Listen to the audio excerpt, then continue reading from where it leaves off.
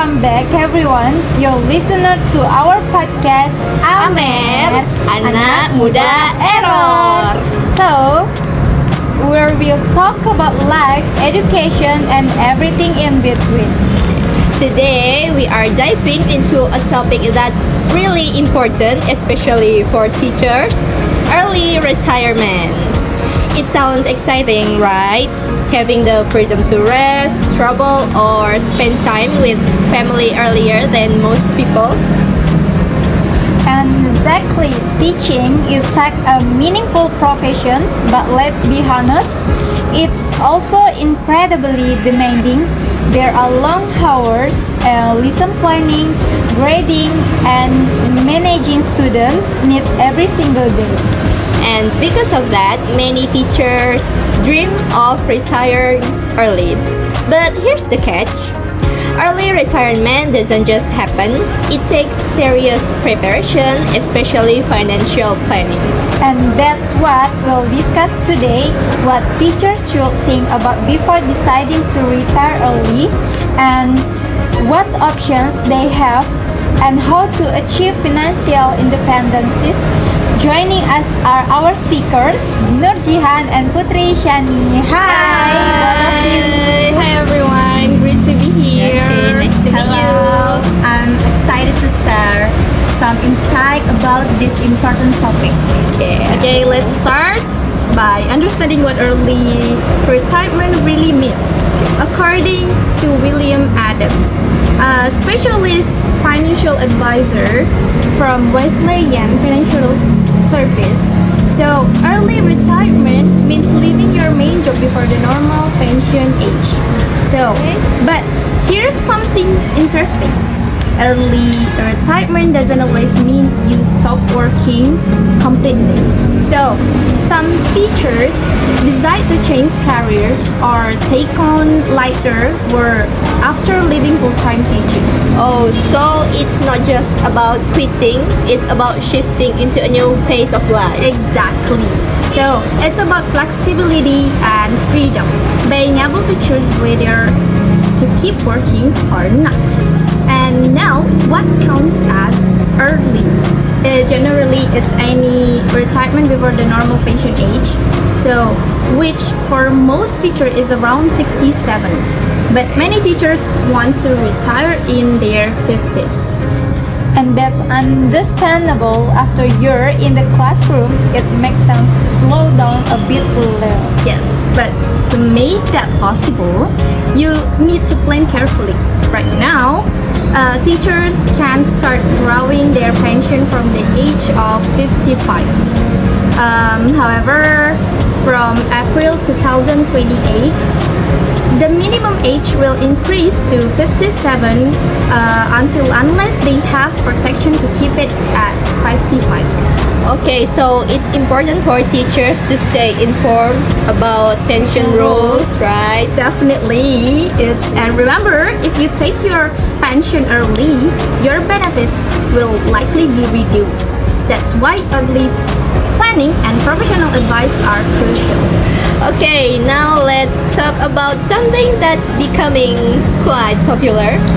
Phased retirement. Putri, can you explain what it is? Sure.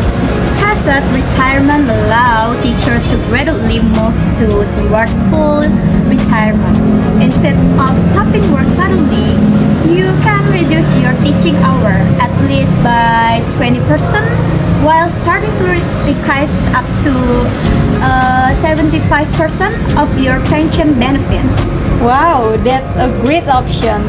It sounds like a smoother transition rather than an abrupt stop. Exactly. Many teachers find it helpful because it removes what they call the cliff edge of retirement, that sudden change from full-time work to having no routine. Okay, so teachers can enjoy a slower pace, get partial pension income, and still keep some employment benefits. Yes, you can continue contributing to your pension for the part you are still working. Then, when you fully retire, you can withdraw the rest. But remember, any benefit taken before normal pension age will be actually reduced, meaning they'll be smaller because you are taking them early. That makes sense. Yeah. And what if a retired teacher decides to go back to teaching?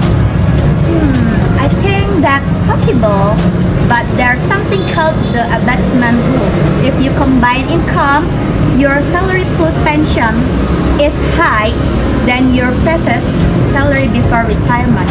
Your pension will be reduced so you don't earn more than before. Okay, so even in retirement, there are still financial limits teachers need to understand. Exactly, and that's why getting advice before making decision is so valuable. Okay, let's move to our final segment, financial independence. This is the heart of successful early retirement. Right. Financial independence means having enough income or savings to live comfortably without depending on your job.